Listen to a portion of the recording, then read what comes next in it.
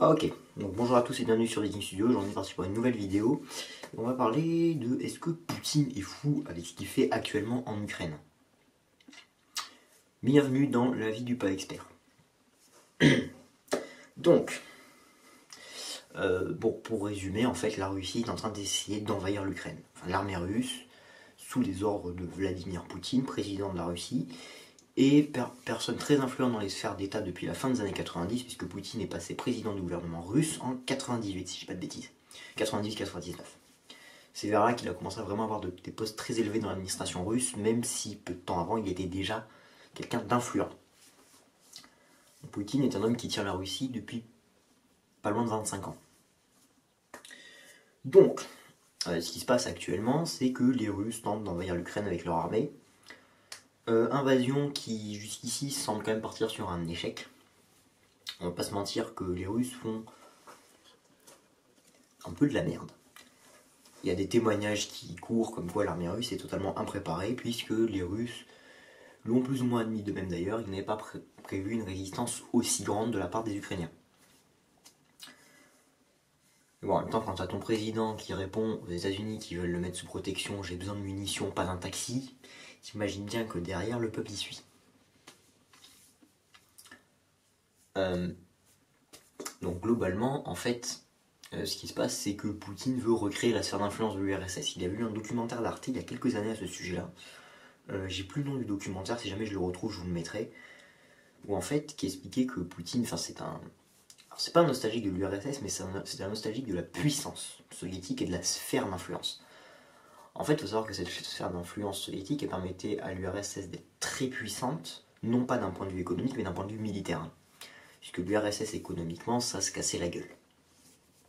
D'ailleurs, l'économie russe aujourd'hui, elle va pas super bien.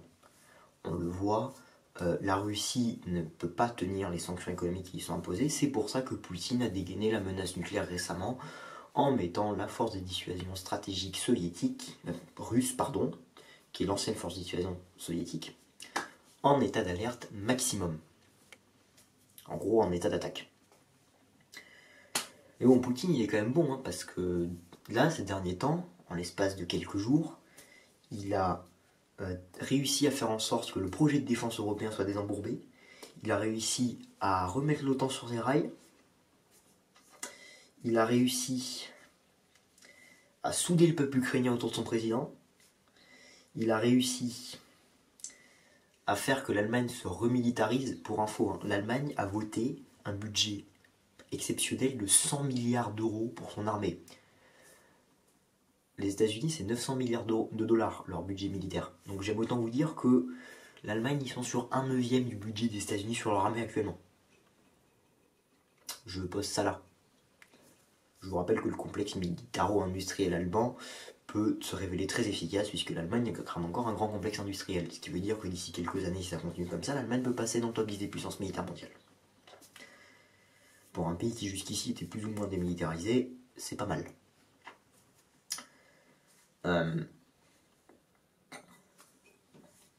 Globalement, Poutine est quand même bon parce qu'il s'est créé pas mal d'emmerdes. Mais une théorie qu'on va passer sur Twitter ces derniers temps, c'est qu'en fait Poutine arriverait à la fin de son règne. Il a presque 70 ans. Il y a des rumeurs qui disent qu'il aurait des soucis de santé. Il décline peut-être un peu en Russie. Son régime va peut-être commencer à vaciller, on ne sait jamais. Et il voudrait laisser sa marque dans l'histoire. Alors je vous avoue, déclencher une guerre mondiale, c'est peut-être pas la meilleure façon de laisser ta marque dans l'histoire. Les derniers qui l'ont fait ne sont pas très appréciés.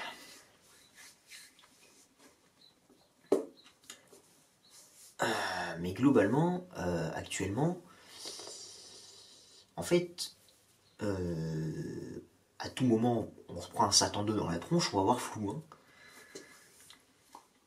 Globalement, est-ce que Poutine est fou? Puisque, en fait, il faut savoir qu'au moment où Poutine lance son invasion, enfin, son soutien à l'indépendance des régions séparatistes de l'Ukraine, le monde ne bouge pas beaucoup. C'est-à-dire, il n'y a pas si longtemps que ça, quand même, il y a moins d'un mois. Par contre, au moment où il lance son offensive sur l'Ukraine, là tout le monde s'énerve. En fait, le truc, c'est que Poutine a fait un move très con, c'est qu'au lieu d'y aller pas à pas, il y est allé d'un coup.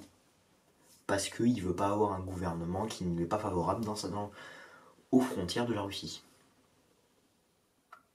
Bon, après, c'est un peu con derrière, parce qu'il va étendre ses frontières, probablement, jusqu'aux frontières de l'Union Européenne. Après, globalement, c'est aussi révélateur d'un autre truc, cette crise. Tous les complotistes, mais vraiment, enfin, il y a 99% des leaders complotistes ont viré pro-russe. Étonnant, n'est-ce pas, hein, quand on sait que certains groupes complotistes, par exemple QAnon, il y a des soupçons d'accointance entre des proches de QAnon et la Russie, puisqu'après tout, la Russie est un pays antidémocratique. Hein. Et en fait, je me demande si la Russie ne chercherait pas à déstabiliser des démocraties en plus ou moins balançant des théories complotistes. En fait, le complotisme est l'ennemi de la démocratie, hein, puisque l'obscurantisme, en fait, si vous... Le complotisme et l'obscurantisme, il faut savoir que en remettant tout en question, mais vraiment tout à un point où en fait il voit des complots partout, bah en fait vous créez une population qui n'a plus confiance en ces institutions et donc qui n'a plus confiance en la démocratie.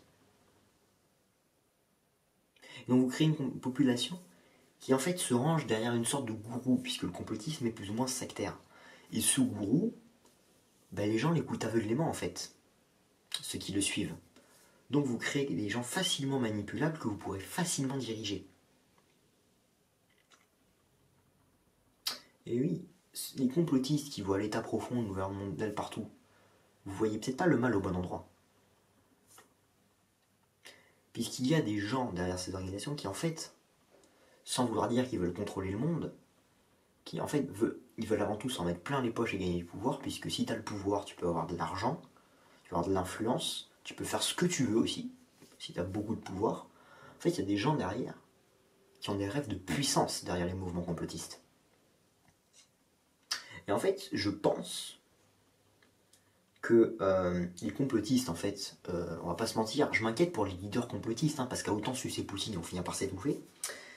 Mais je pense que honnêtement, en fait, on voit clairement que le complotisme est l'allié des dictateurs. Parce que ceux qui vont dire « Ah, gna gna, t'es pro-Ukraine, machin », non. Quel que soit le pays, s'il y a un pays qui en envahit un autre, je suis contre. Il y a un truc qui s'appelle la souveraineté.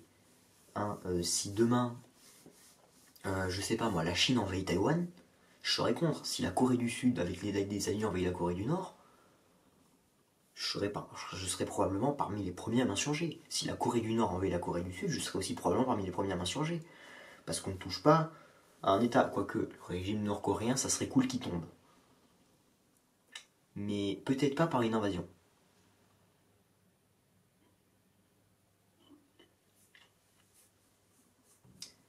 Hein, me faites pas dire ce que je n'ai pas dit, je ne soutiens pas absolument pas le régime de Pyongyang. Hein, c'est une dictature stalinienne, c'est pas bon. Mais globalement, ça reste un pays souverain. J'ai envie de dire, les premiers qui sont touchés en cas de guerre, c'est les civils. Faut pas oublier que les civils, eux, en général, ils ont rien demandé. Après, en règle générale, quand on regarde en Ukraine, par exemple, ils ont pris les armes, les civils. C'est normal. Oui, parce que tous les gens qui disent ah, vous soutenez l'Ukraine, machin, gna gna gna gna. Alors, on va revenir sur quelques trucs qu'on va passer sur Twitter avec en fait les gens qui étaient experts en toutes les questions de santé publique liées au Covid, qui sont passés experts en conflit russo-ukrainien.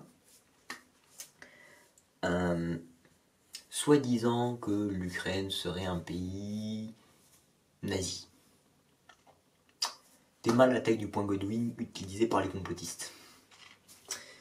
Eh bien, déjà, c'est très peu de personnes, c'est une minorité.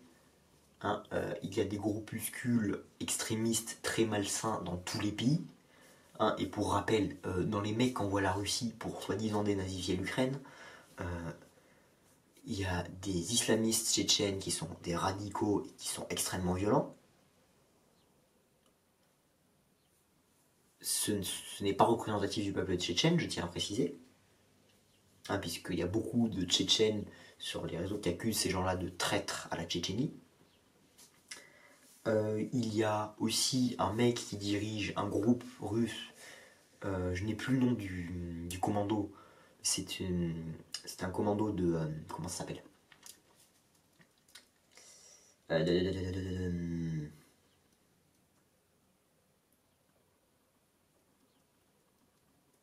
de mercenaires. Le mec a clairement des tatouages avec un aigle du Troisième Reich et un tatouage SS. Je vous laisse imaginer les opinions du type. Hein, c'est quand même vachement con d'envoyer des troupes aussi extrémistes pour soi-disant dénazifier un pays. Vous l'avouerez. Mais bon, reprenons. Donc oui, Poutine, en fait j'ai l'impression que Poutine, c'est quelqu'un qui veut s'accrocher à son pouvoir, qui veut s'accrocher, en fait, à l'impression de puissance qu'il donne, même si son armée en Ukraine, c'est la 7ème compagnie, clairement. C'est-à-dire qu'il y a des témoignages qui disent que les mecs n'ont plus d'essence, les mecs n'ont plus de bouffe. Ils sont obligés de demander à bouffer aux Ukrainiens. Ils font pitié quand même, les militaires russes. Hein. Ils se sont fait cramer parce qu'il y en a qui sont allés sur Tinder alors qu'ils étaient sur les positions du front. Hein, franchement, chapeau les gars, on peut pas faire mieux en termes de boulettes. Mais en fait, clairement, le mec s'accroche à sa puissance, il est obligé.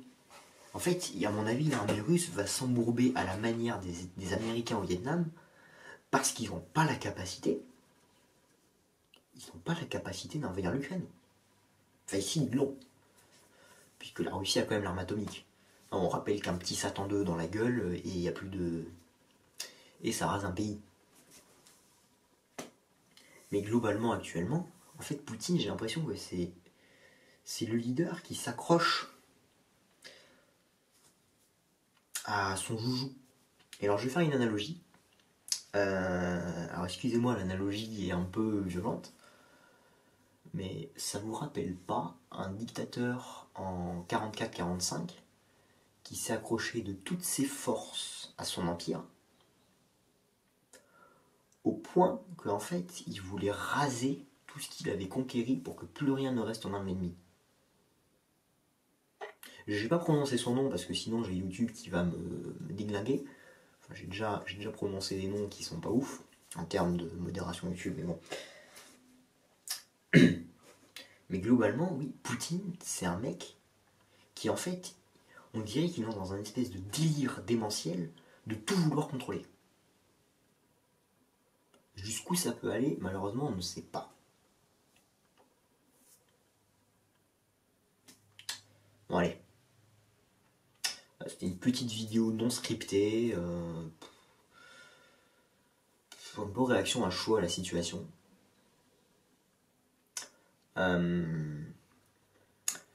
Je vous dis à bientôt dans une prochaine vidéo. Vous pouvez vous abonner à la chaîne, commenter, partager, liker la vidéo.